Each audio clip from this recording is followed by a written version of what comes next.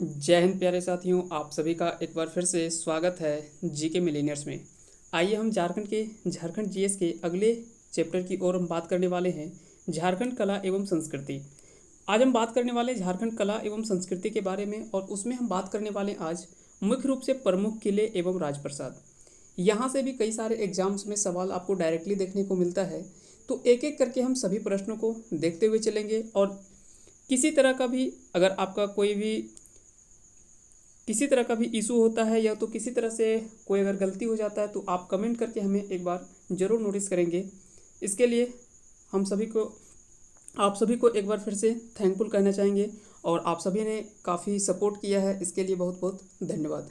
चलिए शुरू करते हैं आज के इस महत्वपूर्ण सेशन को।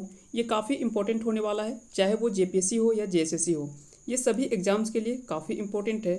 तो आप ध्यान से देखेंगे, और एक बार आप लास्ट तक यहाँ से देख लेंगे तो किले एवं राजप्रसाद से आपके एक भी प्रश्न यहाँ से नहीं छूटेंगे। चलिए शुरू करते हैं आज के इस सेशन को। आज का पहला जो किला है वो है पलामू किला। बात करने वाले हैं हम, पूरे डिटेल में चर्चा करने वाले हैं। सबसे पहले तो हम समझते हैं कि पलामू किला है कहाँ पे। तो पलामू किला जो है ये झारखंड के एक ज़िला है लातेहार डिस्ट्रिक्ट में है पलामू किला। तो आप कन्फ्यूजन नहीं होंगे कि पलामू किला तो पलामू जिला में होगा, ये याद रखेंगे। पलामू किला और पलामू वन्यजीव अभ्यारण्य या पलामू टाइगर रिजर्व, ये भी आपको याद रखना है, ये भी जो है वो लातेहार डिस्ट्रिक्ट में ही है। याद रखेंगे इसका स्थान जो है वो बेतला राष्ट्रीय उद्यान से लगभग 5 किलोमीटर दूर औरंगा नदी के तट पर ये स्थित है। और याद रखना है कि जितने भी हाईलाइटेड पॉइंट है यहाँ से आपको डेफिनेटली एग्जाम में सवाल जो है वो देखने को मिलेगा। अब यहाँ पे एक दो चीज़ और आपको याद रखने हैं। इसमें से याद क्या रखना है कि पुराने किले का निर्माण चेरोवंशी शासक प्रताप राय के द्वारा, इसमें पुराना किला जो था ये चेरोवंशी शासक प्रताप राय के द्वारा, जो कि शाहजहां के समकालीन थे। तो आपको घुमा फिरा के सवाल कहीं से भी कट पेस्ट कर सकता है, तो ये सभी चीज़ों को आप याद रखेंगे। साथ ही साथ नए किले का निर्माण अगर पूछा जाए कि नए किले का निर्माण किसने करवाया था, तो ये चेरोवंशी शासक मेदिनी राय के द्वारा करवाया गया था। और याद रखेंगे मेदिनी राय जो है ये औरंगजेब के समकालीन था। तो किसके समकालीन था, तो ये औरंगजेब के समकालीन था, जो कि लगभग ये आपका शासनकाल माना जाता है 1658 से लेकर 74 ईस्वी तक। नए किले का नागपुरी दरवाजा जो है, जिसे नागपुरी फाटक के नाम से भी जाना जाता है, अपनी आकर्षक स्थापत्य शैली के कारण ये दर्शनीय माना जाता है। तो यहाँ से इतने सारे आपके इंपॉर्टेंट क्वेश्चंस बन सकते हैं। चलिए आगे चलते हैं। आज का अगला जो है वो है पलामू किला लातेहार। इससे एक दो पॉइंट और हम बात कर लेते हैं। इसमें सबसे पहले बात करते हैं कि जो दरवाज़ा है, ये जो पलामू किला का जो प्रमुख दरवाजे हैं, इसकी ऊंचाई की अगर बात करें तो 40 फीट लगभग 12 मीटर, और वहीं चौड़ाई की अगर बात करें तो लगभग 15 फीट जो है इसकी चौड़ाई है, जिसके कारण से ये आकर्षक माना जाता है ये दरवाज़ा, नागपुरी दरवाज़ा। याद रखेंगे पलामू किला में 4 2 मंजिले महल हैं, अनेक मंदिर एवं एक मस्जिद के अवशेष भी यहाँ पे मिले हैं। 3 गुंबदों वाला मस्जिद का निर्माण जो है वो 1661 ईस्वी में बिहार के तत्कालीन मुगल सूबेदार दाऊद खान ने पलामू विजय के उपलक्ष्य में ये कराया था। तो याद रखेंगे यहाँ से भी कई बार सवाल जो है वो डायरेक्टली एग्जाम में पूछा जाता है कि पलामू किला में एक मस्जिद जो है उस मस्जिद का निर्माण 1661 ईस्वी में मुगल सूबेदार दाऊद खान ने करवाया था। ये किस उपलक्ष्य में कराया था, तो पलामू विजय के उपलक्ष्य में। साथ ही साथ एक चीज़ और पूछा जाता है कि उस समय वो कहाँ के तत्कालीन मुगल सूबेदार थे, तो याद रखेंगे वो उस समय के तत्कालीन बिहार के मुगल सूबेदार थे। तो इन सभी महत्वपूर्ण फैक्टों को आप याद रखेंगे। आगे चलते हैं। आप पिक्चर के माध्यम से आप देख सकते हैं ये है पलामू किला, पलामू फोर्ट। यहाँ से इस सभी चीज़ों को आप याद रखेंगे। आगे चलते हैं। आज का अगला सवाल है नारायणपुर का किला। नारायणपुर का किला सबसे पहले तो आपको समझना है कि इसका स्थान कहाँ है, तो ये नावागढ़ लातेहार डिस्ट्रिक्ट में अवस्थित है।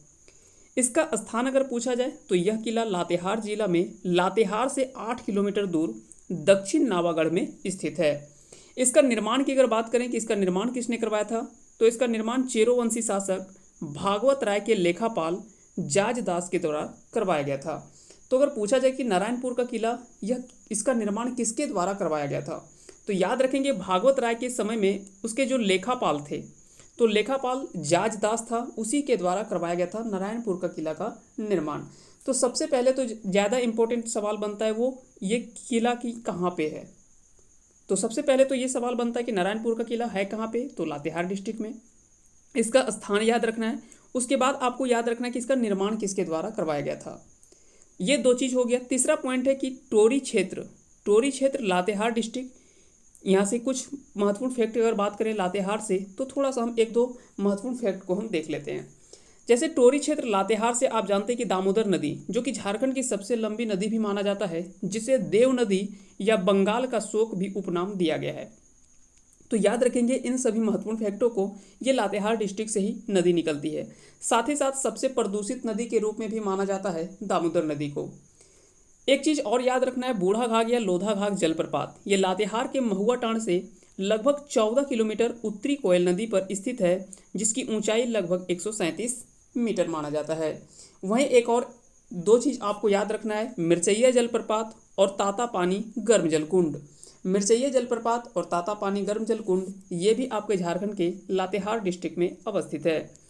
आगे चलते हैं। आज का अगला सवाल है, आप नारायणपुर का किला, ये पिक्चर के माध्यम से आप देख सकते हैं, ये है नारायणपुर का किला जो कि लातेहार डिस्ट्रिक्ट में अवस्थित है। अगला सवाल है, शाहपुर चांदनी किला, ये पलामू मेदिनीनगर में अवस्थित है। पहले इसका नाम जो है अलग रखा गया था डाल्टनगंज, जिसका नाम बदल करके मेदिनी राय के नाम पर मेदिनीनगर कर दिया गया है। तो ये भी कई बार एग्जाम में सवाल जो है वो पूछा गया है कि मेदिनी राय जो है या डाल्टनगंज का नाम जो है वो बदल करके क्या रखा गया है। तो ये याद रखेंगे मेदिनीनगर, जो कि मेदिनी राय के नाम पर रखा गया है। शाहपुर चांदनी किला ये सबसे पहले आपको याद रखना है, ये कहाँ पे है, तो पलामू डिस्ट्रिक्ट में अवस्थित है। अब बात करते हैं शाहपुर चांदनी किला। इसका स्थान यह पलामू जिला के डाल्टनगंज से पश्चिम में दक्षिण कोयल नदी के पश्चिमी तट पर स्थित है। तो ये नदी जितने भी इम्पोर्टेंट है, ये सारी नदी को आप याद रखना है, क्योंकि कहीं से भी सवाल घुमा फिरा के आपसे पूछा जा सकता है। साथ ही साथ इस किला का निर्माण अगर पूछा जाए कि शाहपुर चांदनी किला का निर्माण किसके द्वारा करवाया गया था, तो चेरो वंशी शासक गोपाल राय के द्वारा 1772 ईस्वी में इस किले का निर्माण करवाया गया था। तो याद रखेंगे शाहपुर चांदनी किला का निर्माण चेरोवंशी शासक गोपाल राय के द्वारा 1772 ईस्वी में कराया गया था, और यह दक्षिण कोयल नदी के पश्चिमी तट पर स्थित पलामू डिस्ट्रिक्ट में अवस्थित है। आप इसका पिक्चर के माध्यम से आप देख सकते हैं, यह है शाहपुर चांदनी का किला, पलामू मेदिनीनगर। आगे चलते हैं। आज का अगला पॉइंट है वो है विश्रामपुर का किला।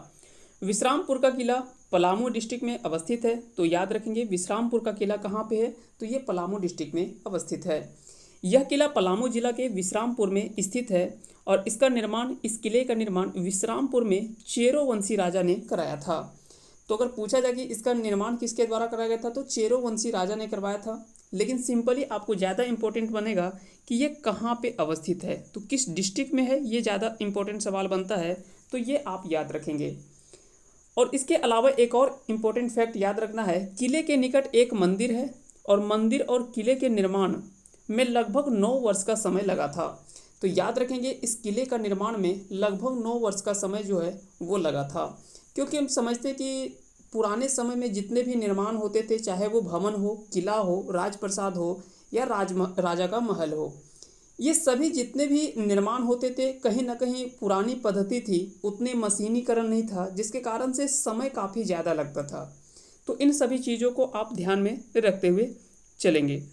आगे चलते हैं, और ये आप देख सकते हैं, इसका पिक्चर है, ये है विश्रामपुर का किला। आगे चलते हैं। आज का अगला पॉइंट है वो है रोहिलो का किला। रोहिलो का किला ये अलीनगर पलामू में अवस्थित है। अलीनगर पलामू में अवस्थित है।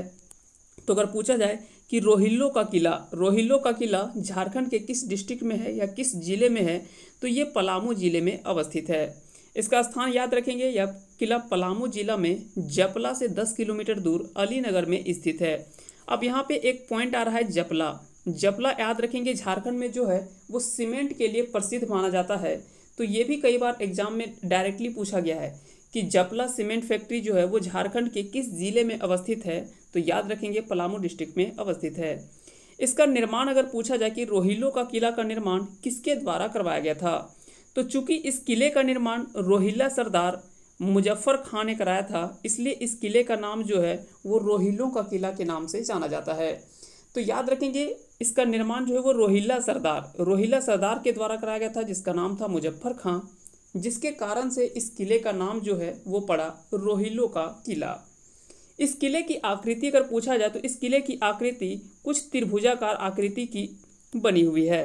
ग्रेफाइट उत्पादन में पलामू का स्थान जो है वो प्रमुख स्थान माना जाता है। ये सभी आप सभी को पता होगा कि ग्रेफाइट का उत्पादन जो है वो पलामू में काफ़ी ज़्यादा होता है। तो इस सभी महत्वपूर्ण फैक्टरों को आप याद रखेंगे। आगे चलते हैं, अगला है चैनपुर का महल। चैनपुर का महल ये झारखंड के पलामू जिले में अवस्थित है। तो अगर पूछा जाए कि चैनपुर का महल कहाँ पे अवस्थित है तो ये है पलामू डिस्ट्रिक्ट में। याद रखेंगे इसका स्थान अगर पूछा जाए तो यह महल पलामू जिला का मुख्यालय मेदिनीनगर, जिसका पुराना नाम था डाल्टनगंज, में उत्तरी कोयल नदी के किनारे स्थित है। तो चैनपुर का किला ये कहाँ पे है तो पलामू जिले में है। कहाँ पे है तो मेदिनीनगर या डाल्टनगंज में, उत्तरी कोयल नदी के किनारे अवस्थित है। और इसका निर्माण अगर पूछा जाए कि चैनपुर महल का निर्माण किसके द्वारा करवाया गया था, तो इस महल का निर्माण जो है वो चेरो राजा के राजपूत दीवान पूरनमल के वंशजों के द्वारा करवाया गया था। अब यहाँ से आपको एक पॉइंट ध्यान में आ रहा होगा कि ये पूरनमल कौन है। तो याद रखेंगे पूरनमल, इसके आगे हम बात करेंगे तो वहाँ से सभी चीज़ों को हम डिस्कस करेंगे इसके बारे में। उसके अलावा बात करते हैं वैद्यनाथ मंदिर।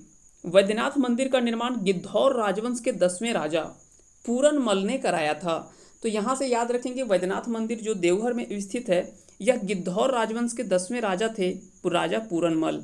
तो राजा पूरनमल के द्वारा वैद्यनाथ मंदिर का निर्माण करवाया गया था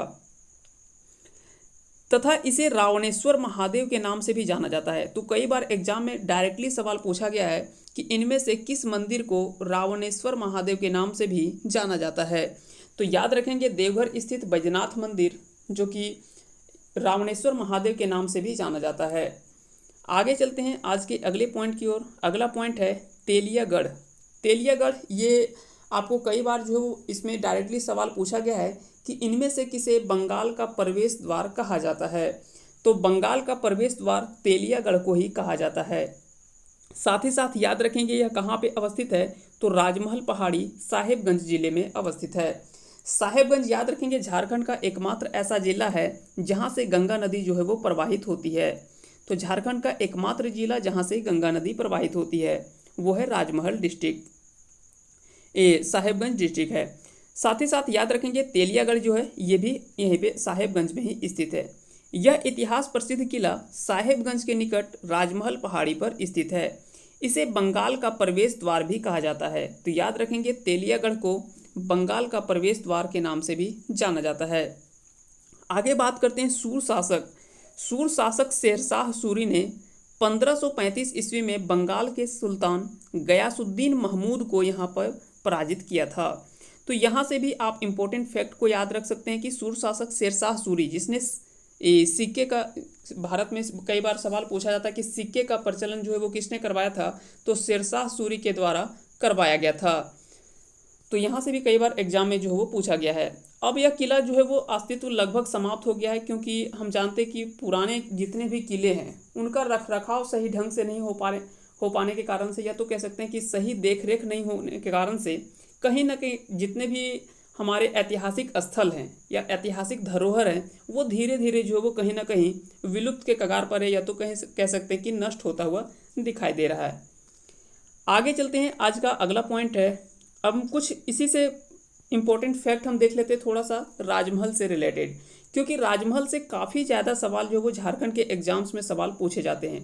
तो सबसे पहले तो यही जानना है कि राजमहल है कहाँ पे, तो ये साहेबगंज डिस्ट्रिक्ट में अवस्थित है।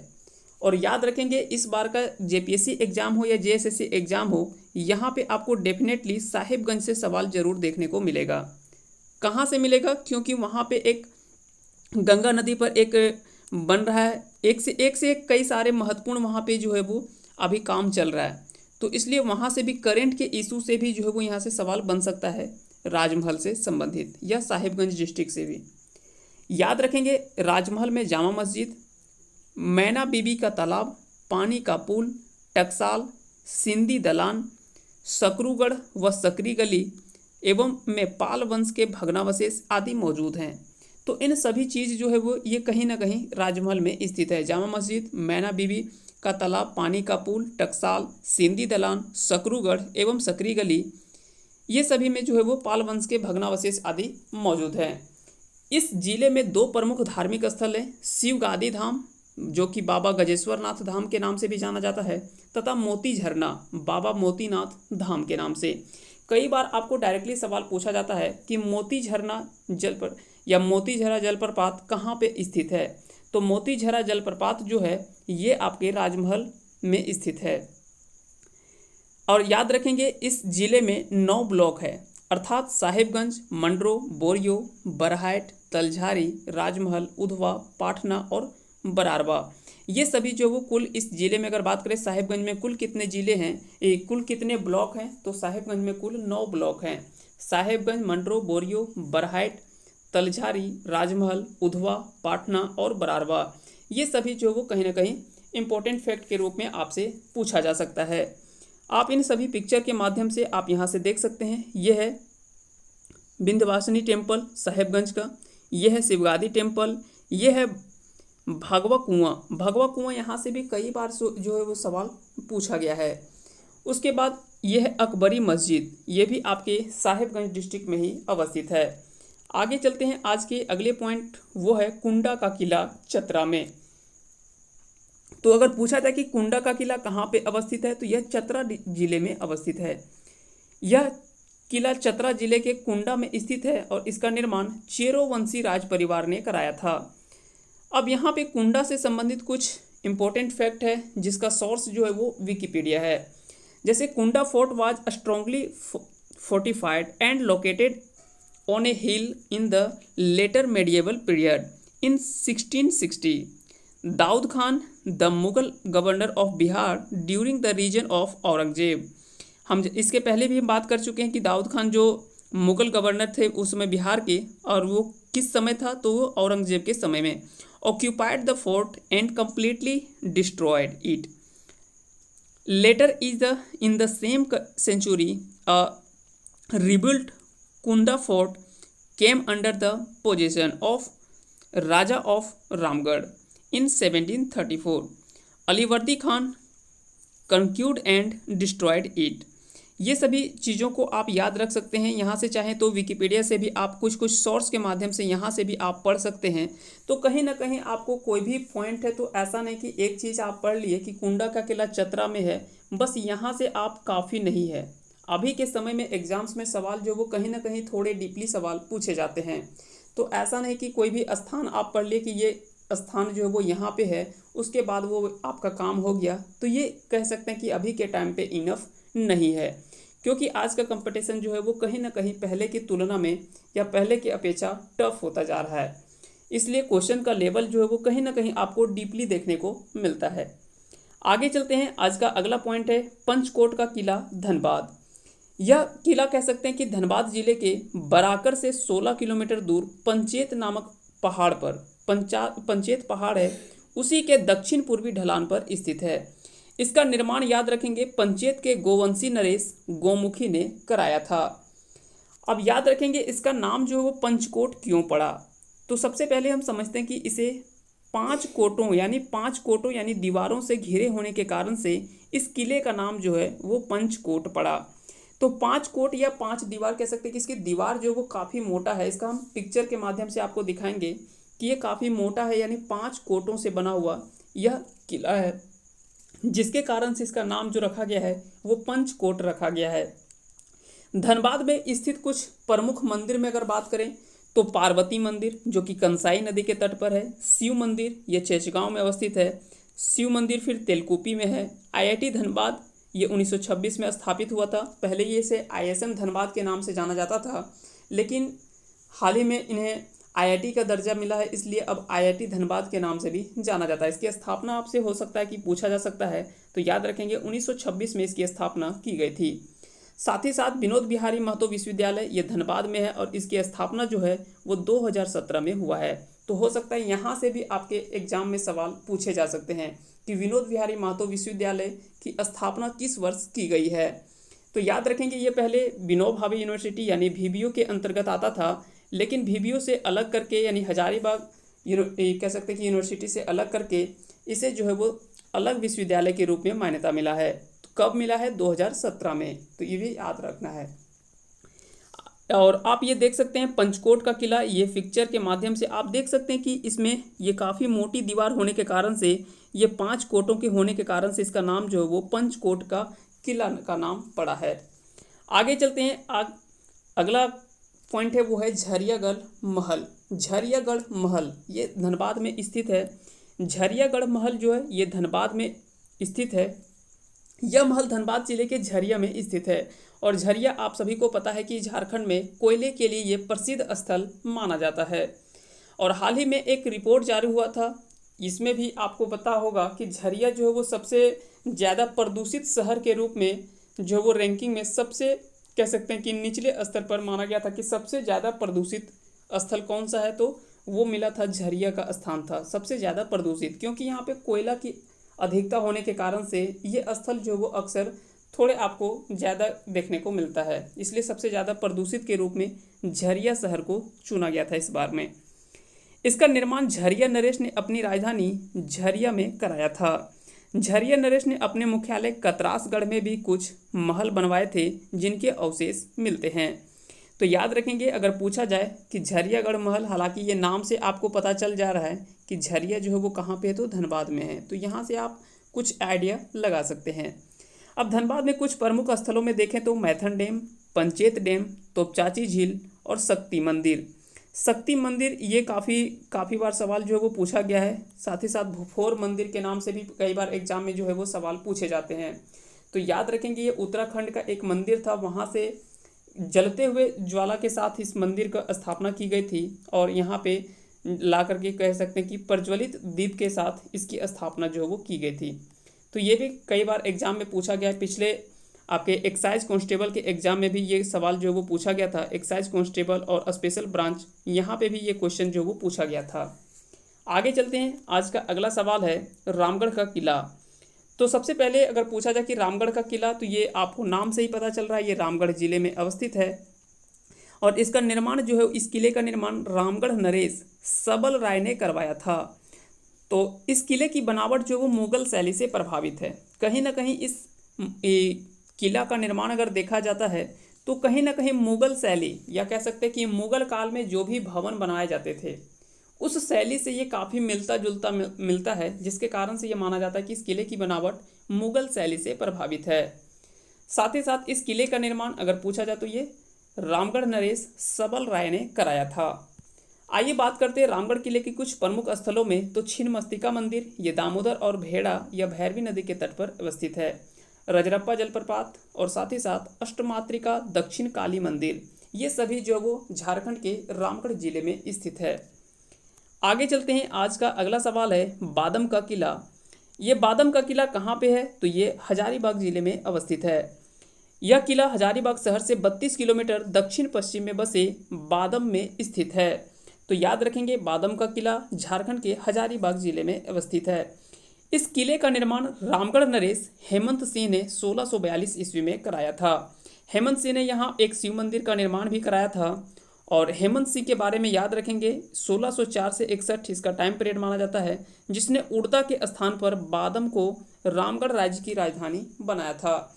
जैसे हम जानते हैं कि जब रामगढ़ राज्य की अगर बात करते हैं तो उस समय जो वो अलग अलग राजा ने क्या किया कि अपने राजधानी को परिवर्तित किया था, जिसमें से कुछ क्रम में अगर पूछा जाए कि यह क्रम कैसा होगा, तो याद रखेंगे इस क्रम में अगर बात करें तो रामगढ़ की सबसे पहली राजधानी सिसिया, फिर उड़दा, बादम, रामगढ़, इचाक एवं पदमा। तो रामगढ़ राज्य की अंतिम राजधानी कहाँ माना जाता है, पदमा, और पहली राजधानी सिसिया। लेकिन अगर आपसे सवाल पूछा जाए कि रामगढ़ राज्य की अस्थायी राजधानी कौन था, तो वो था रामगढ़। अस्थायी राजधानी जो था या प्रमुख राजधानी जो माना जाता था वो था रामगढ़, पहला राजधानी सिसिया और अंतिम राजधानी जो है वो पदमा को माना जाता है। जैसे कई बार होता है कि अलग अलग राजा अपने चाहे वो कई उद्देश्यों के अनुसार से या कई माध्यमों से जो वो अपनी राजधानी जो वो अलग अलग रखते थे। और चाहे आप मुगल काल में देखें या और भी जितने भी टाइम पीरियड में देखें, तो अलग अलग राजाओं का अलग अलग अपना विचार था, अपना सोच था, और उसी के अनुसार से अपनी राजधानी जो वो परिवर्तित करते थे, चाहे वो इस सुरक्षा की दृष्टि से हो, चाहे वो अन्य कई कारणों से हो सकता है। आगे चलते हैं, आज का अगला सवाल है वो है पद्मा का किला। तो याद रखेंगे पद्मा का किला यह भी हजारीबाग डिस्ट्रिक्ट में अवस्थित है, झारखंड के हजारीबाग जिले में स्थित है।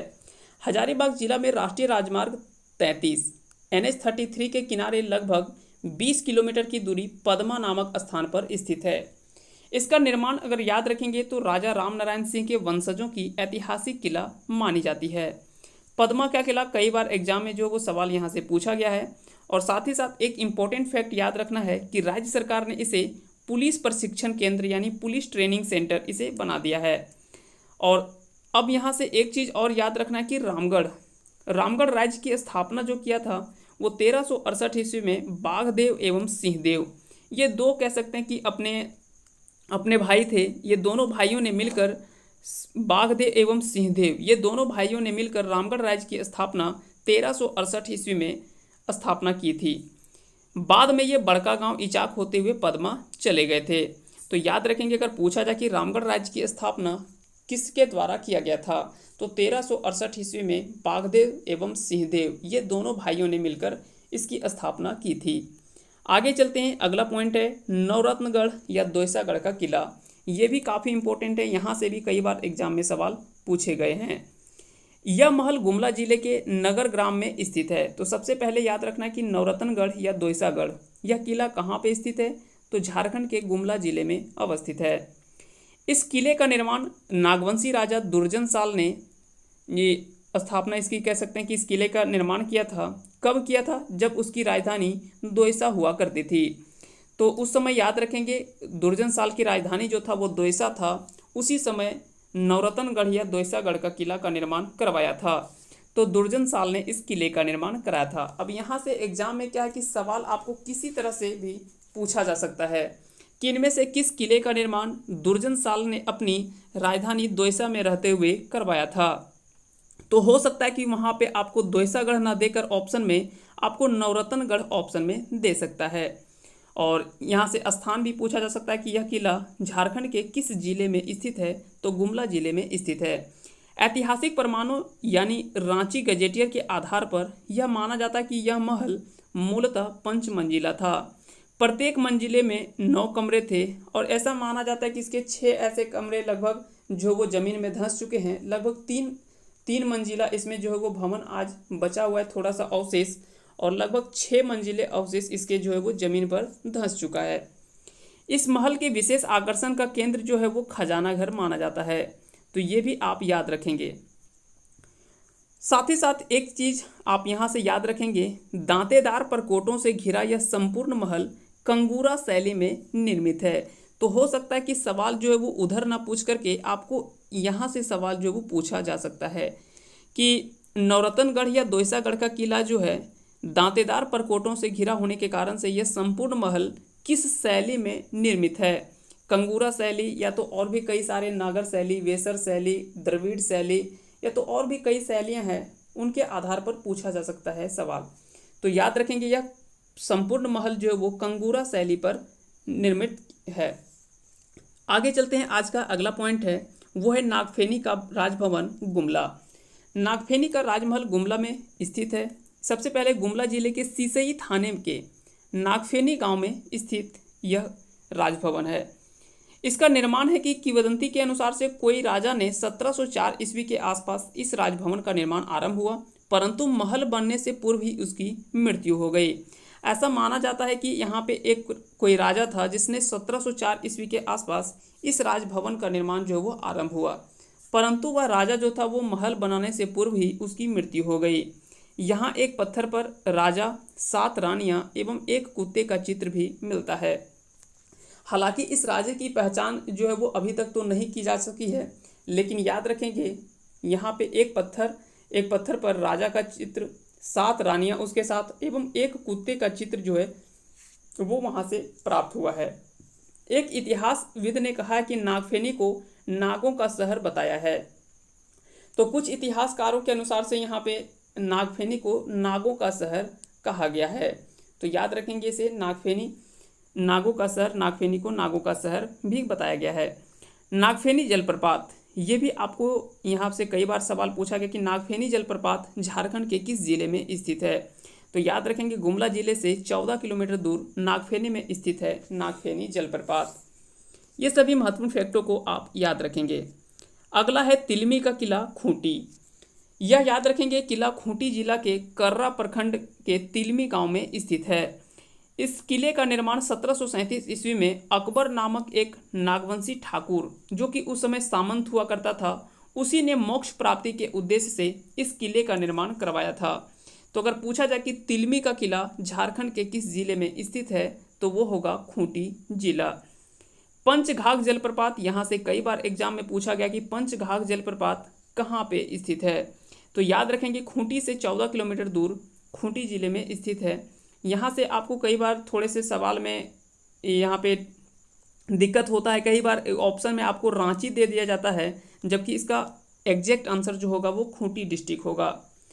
आइए एक यहाँ से क्वेश्चन हम देखते हैं थोड़ा सा कि खूंटी जिले की स्थापना किस जिले से और कब की गई थी। तो आपको याद रखना है कि खूंटी जिले की स्थापना किस जिले से, सबसे पहले तो याद रखना है कि खूंटी जिले का निर्माण कब किया गया और किस जिले को काट करके बनाया गया।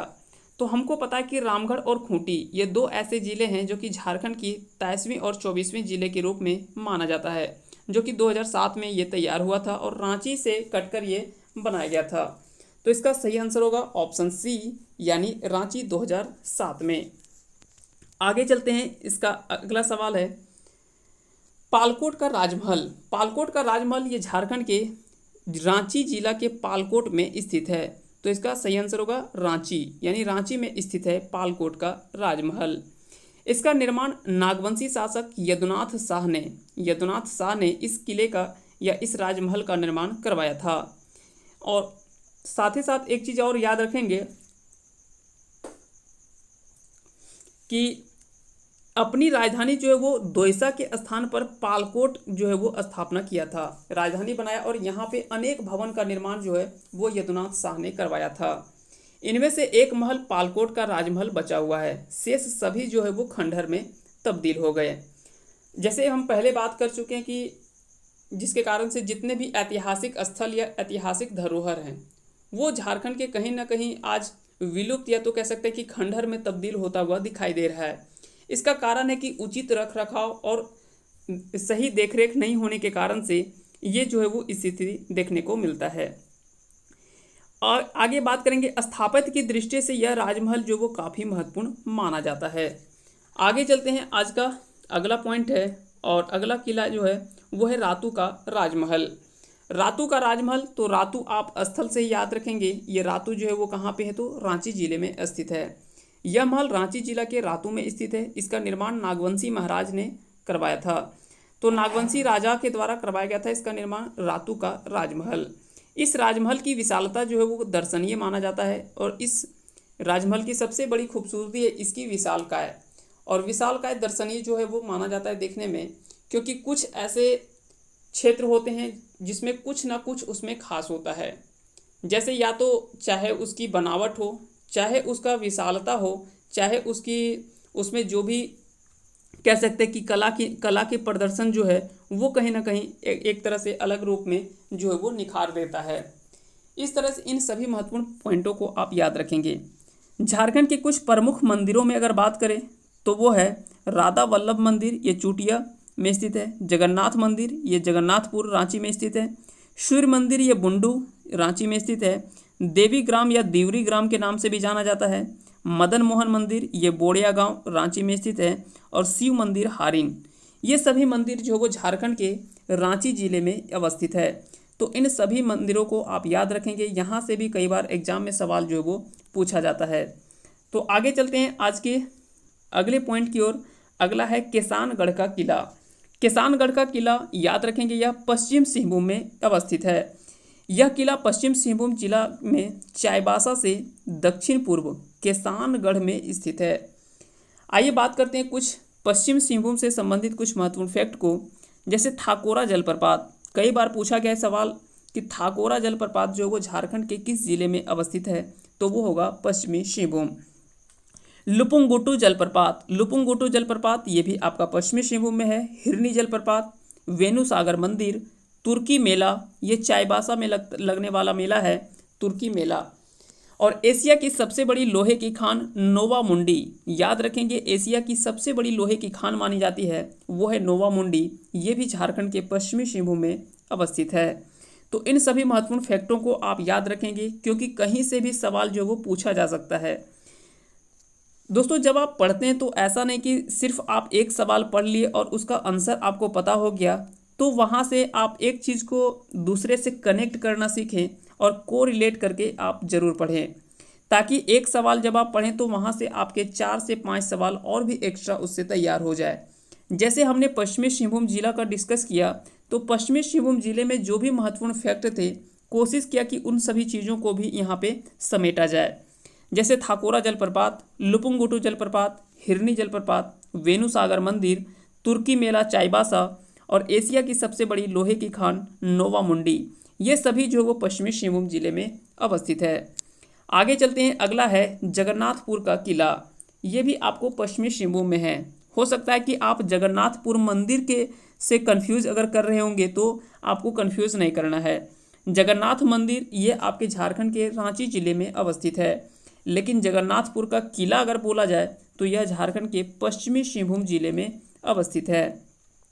यह किला पश्चिमी सिंहभूम जिला में चाईबासा से 38 किलोमीटर दूर जगन्नाथपुर में स्थित है। इसका निर्माण पुरहाट नरेश जगन्नाथ सिंह ने कराया था। तो हो सकता है कि यहाँ से 2 सवाल ज़्यादा इंपॉर्टेंट बनता है, एक तो इसका स्थान कि कहाँ पे है और दूसरा इसका निर्माण जो है वो किसके द्वारा करवाया गया था। तो यहाँ से 2 पॉइंट जो वो ज़्यादा इंपॉर्टेंट आपके बनते हैं। आगे चलते हैं अगले पॉइंट की ओर। अगला है जैंतगढ़ का किला। जैंतगढ़ का किला ये आपके झारखंड के पश्चिमी सिंहभूम जिले में अवस्थित है। तो जैंतगढ़ का किला कई बार सवाल यहाँ से पूछा गया है कि जैंतगढ़ का किला झारखंड के किस जिले में अवस्थित है। तो ये जैंतगढ़ का किला झारखंड के पश्चिमी सिंहभूम जिले में स्थित है। स्थान अगर पूछा जाए तो यह किला पश्चिमी सिंहभूम जिला में चाईबासा से 55 किलोमीटर दक्षिण जैंतगढ़ में स्थित है। इसका निर्माण पुरहाट नरेश काला अर्जुन सिंह के द्वारा करवाया गया था।